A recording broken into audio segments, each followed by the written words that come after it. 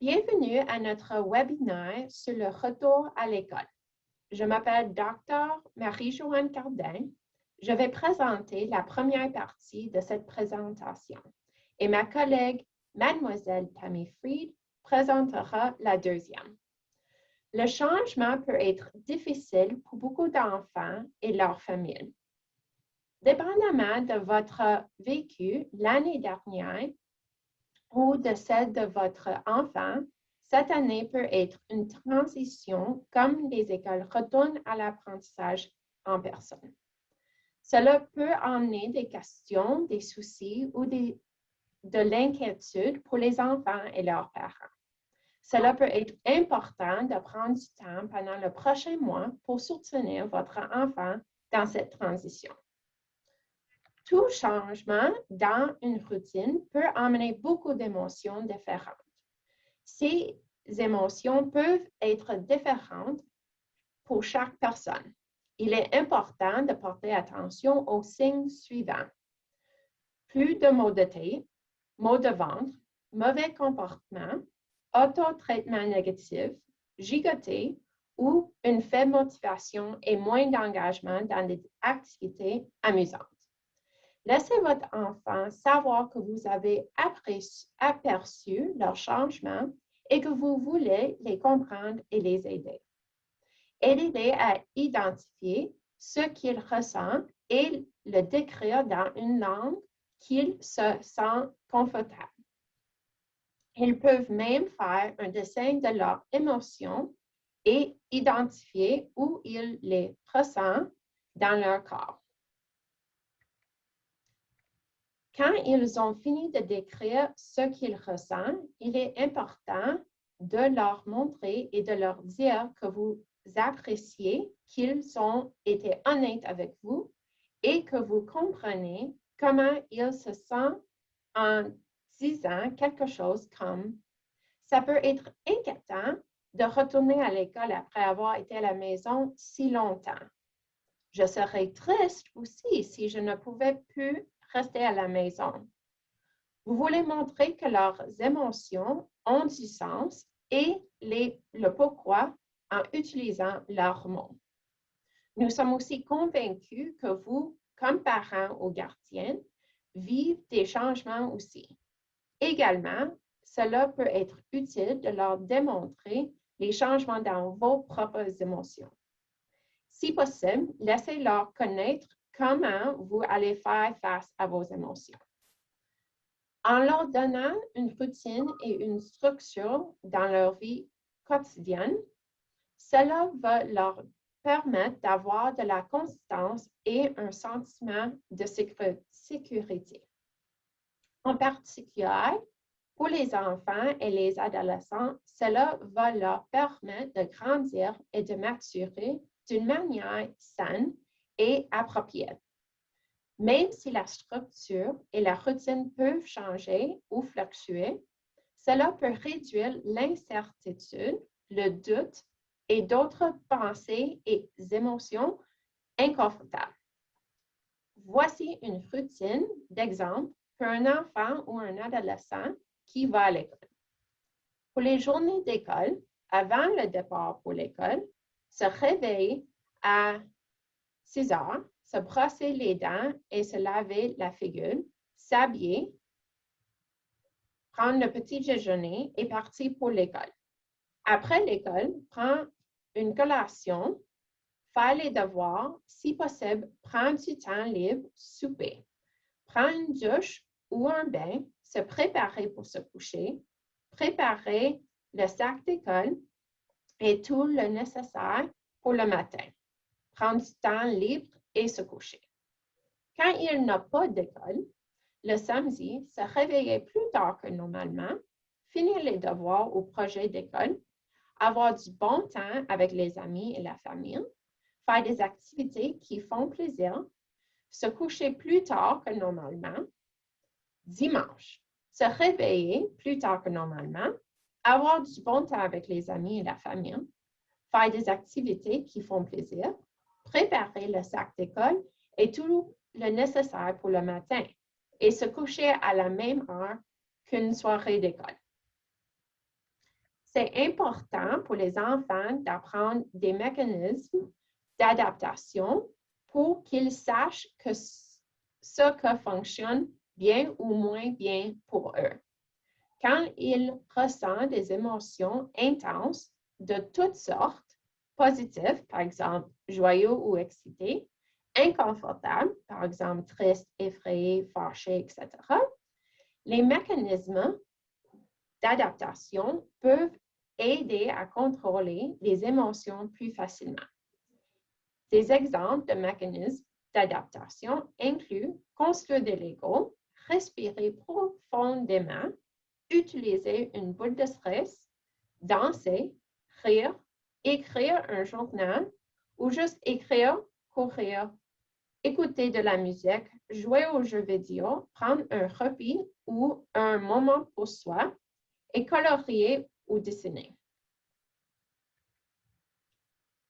Avoir et garder des amis est une étape importante et cruciale au développement des enfants et des adolescents. Réintroduire et relier vos enfants avec leur père est une autre façon de réduire l'anxiété du retour à l'école. Si vos enfants ne sont pas encore liés avec leur père, les introduire un petit peu à la fois. Par exemple, vous pouvez, pour la première rencontre, arranger une rencontre virtuelle. La deuxième rencontre pourrait être d'aller au terrain de jeu.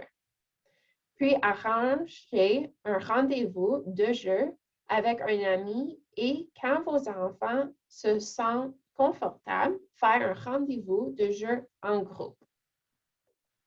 Si ce n'est pas possible, considérez des sports d'équipe comme le tennis ou le football et des programmes d'activité en personne comme des groupes de musique, d'art, d'écriture ou de collage. C'est important de clarifier avec vos enfants et les autres parents vos attentes au sujet du port d'un masque et de l'hygiène des mains. Comme l'année dernière, beaucoup de choses pour cette année scolaire vont être imprévisibles. Le fait de ne pas savoir ce qui peut arriver peut être stressant. Voici donc des conseils qui peuvent aider votre famille à faire face à ces situations imprévisibles.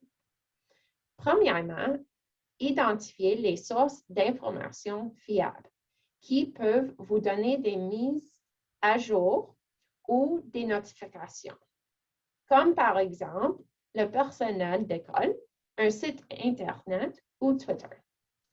Vous pourriez trouver des informations au sujet des règles du COVID-19, telles que les critères pour la fermeture de l'école ou de maladie afin d'être mieux préparé si la situation se présente.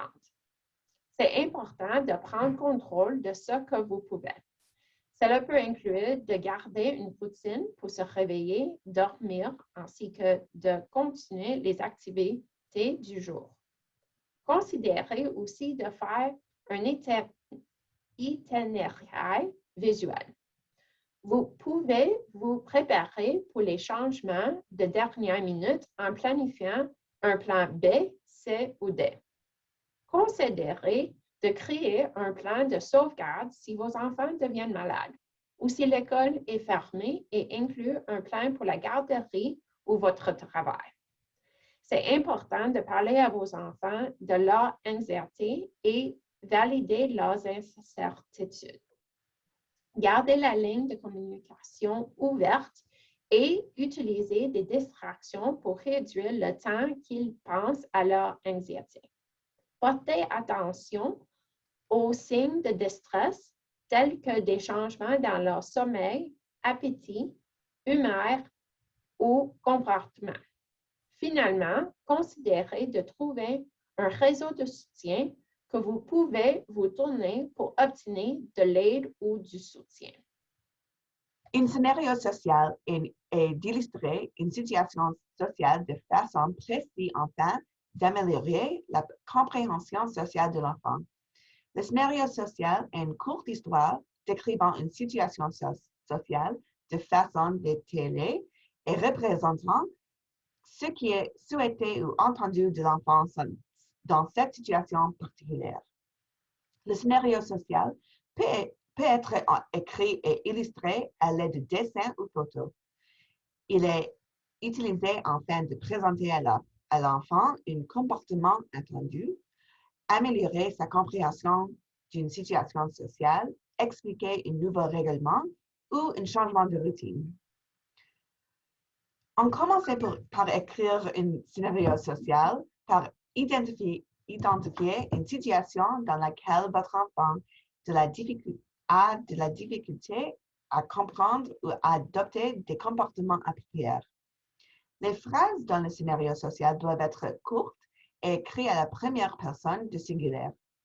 Les situations sociales décrites dans un scénario social ne doivent pas être trop complexes, doivent être spécifiques et adaptées au niveau de compréhension de l'enfant.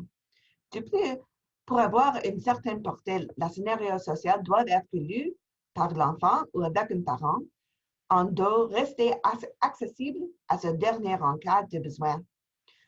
Pour plus d'informations sur la façon d'écrire une histoire sociale et des exemples, Google Social History ou scénario social et vous trouvez de nombreux exemples et d'histoires. Pour aider votre enfant à réintégrer la transition d'aller à l'école en personne, vous pouvez essayer les suivantes. Entraînez-vous à aller à l'école. Si votre enfant se rendait à l'école à pied, entraînez-vous à marcher ensemble et si votre enfant est capable, demandez à votre enfant de marcher lui-même une autre fois. Visitez le bâtiment de l'école. Tu peux appeler l'école et demander si vous pouvez visiter le bâtiment. Si vous ne pouvez pas entrer, visitez au moins l'extérieur afin de pouvoir indiquer à votre enfant de sortir, rentrer, où se trouve la cour de récréation, etc. Pour les enfants qui ont le transport par autobus du Department of Education, vous pouvez contracter le service de transport du DOE et votre enfant peut s'entraîner à monter dans l'autobus, à se rendre à l'école et revenir à la maison. Les enfants et les adultes passent beaucoup de temps sur les appareils technologiques. Des études ont montré que les enfants à 8 à 12 ans passent en moyenne près de 5 heures par jour sur la technologie et les adolescents passent en moyenne un peu de 7 heures par jour. Cet chiffre n'inclut pas le temps par utiliser des écrans pour des devoirs ou l'école et les chiffres sont avant la pandémie de COVID-19. La technologie ou les écrans, ou screen time, sont partout autour de nous, bien qu'ils fournissent des informations, des divertissements et même une éducation. Il doit y avoir un équilibre sain, le temps passé avec technologie comme un iPad et le temps sans technologie. Pendant la pandémie de COVID-19, de nombreuses personnes ont passé des heures et des heures par jour à regarder des écrans. Pour de nombreux enfants, l'école se déroule sur un écran. Le devoir se fait sur un écran. Les interactions sociales sur un écran. Le divertissement comme regarder des films, la télévision ou jouer des jeux vidéo se déroulait sur un écran. Alors que les familles commençaient à préparer à une transition vers l'apprentissage en personne, il devient très important de commencer à limiter le temps passé devant un écran. Voici quelques conseils pour commencer à limiter le temps passé devant un écran. Comme modèle bon usage, faire des moments de la journée sans technologie, désigner un endroit pour mettre les appareils technologiques et commencer de faire un plan pour la réduction de quantité de temps sur un écran. Le sommeil est essentiel à la réussite scolaire des enfants. Les enfants et les adolescents qui ont un horaire de coucher sont plus susceptibles de dormir suffisamment. De combien de sommeil votre enfant a-t-il besoin? Enfants d'âge préscolaire, 10 à 13 heures. Enfants d'âge scolaire, 10 à 11 heures de sommeil. Et adolescents, 8 à 10 heures de sommeil. N'oubliez pas que l'adaptation à un nouvel horaire de sommeil est difficile pour certains enfants. Soyez patiente et donnez-vous du temps. Parlez aux enfants plus âgés de l'importance du sommeil et de bonnes habitudes de sommeil. Si c'est possible, essayez d'aider votre enfant à garder une routine consistante à se coucher et à se relever à la même heure chaque jour. De cette façon, à la reprise de l'école, ils ont déjà l'habitude d'avoir un sommeil programmé. Le processus d'ajustement d'un horaire de sommeil peut être progressif. Dans les semaines qui précédaient le retour à l'école, demandez à votre enfant de se relever 15 minutes plus tôt et se dormir 15 minutes plus tôt que dans l'été. Continuez à ajuster cette heure de coucher et de relever par incrément de 15 minutes tous les quelques jours jusqu'à que votre enfant dort et se relève aux heures souhaitées pour l'école. Des bonnes routines de coucher se d'entraîner à la fin de journée peut aider les enfants à bien dormir et à se préparer pour l'école le lendemain. Envisage des activités relaxantes comme prendre un bain ou une douche chaude, brosser les dents et le visage, prendre un sœur entre ses bras, lire un livre avec parents ou seul, écrire dans le journal, méditer. En plus d'un horaire de sommeil structuré et de routine à l'heure de coucher, l'hygiène de sommeil est essentielle pour aider les enfants à bien dormir. Voici quelques conseils d'hygiène qui sommeil pour le retour à l'école. Limitez les siestes, évitez la caféine, l'exercice physique favorise le sommeil et réduit le stress. Mais votre enfant ne peut pas faire d'exercice trop près de l'heure de coucher car cela pourrait l'empêcher de s'endormir. Gardez la chambre sombre, fraîche et silencieuse. L'utilisation des écrans retardait l'heure de coucher et le temps de sommeil en général. Pour éviter les difficultés éventuelles de sommeil, encouragez les enfants à éviter les éléments suivants dans l'heure qui précède la coucher. Télévision, ordinateur portable, téléphone et autres appareils électroniques qui émettaient la lumière. Renoncer aux appareils avant le coucher peut être difficile pour certains enfants. Proposez-leur d'autres formes de relaxation comme la lecture ou la rédaction d'un journal. Une nouvelle année scolaire est le moment idéal pour reprendre une routine saine.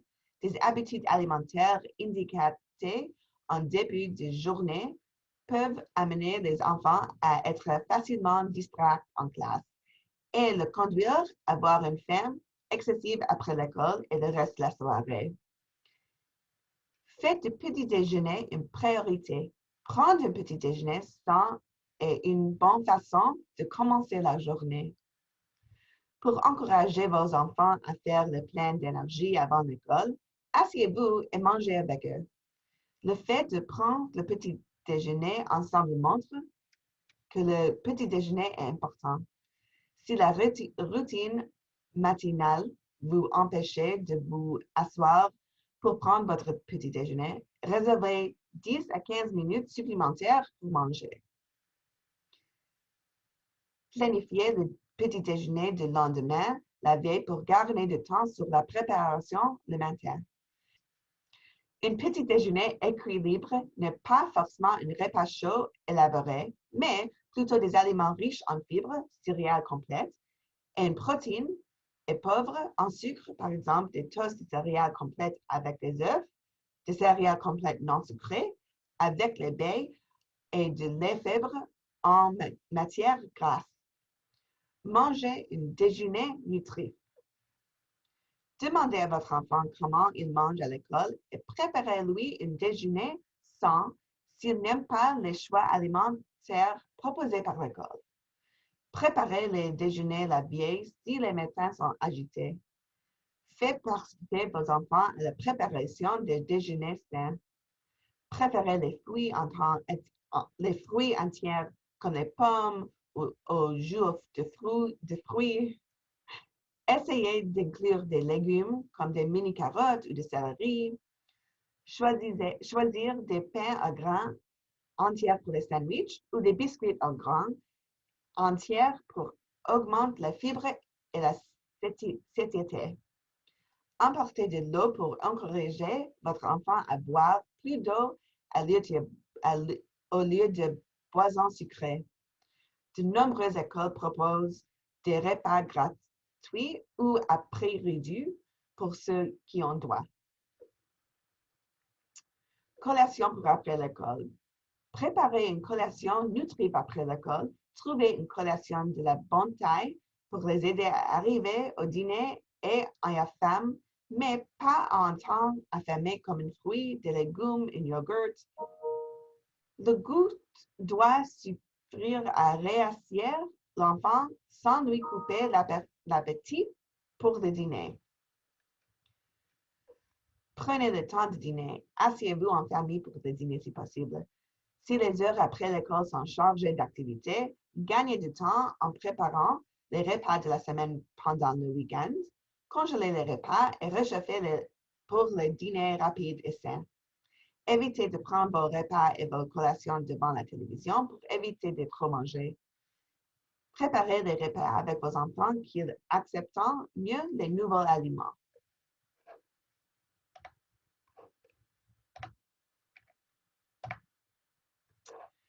Il existe nombreuses choses que les familles peuvent faire pour faciliter la transition vers l'apprentissage en personne au cours de la prochaine année scolaire.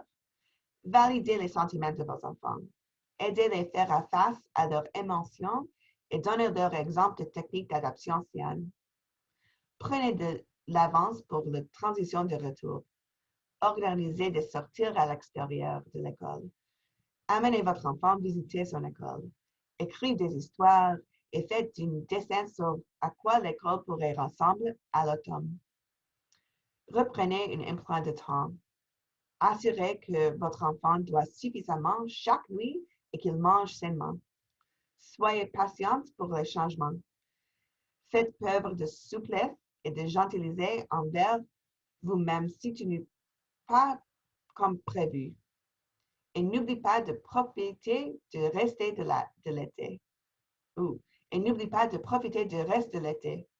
Si vous pensez que votre enfant a besoin d'un soutien démentiel ou de pédagogique supplémentaire, voici quelques ressources utilisées. Voici quelques livres qui pourraient vous être utiles à vous et à votre enfant pour préparer à son retour de l'école. Merci beaucoup, bon été et bonne chance.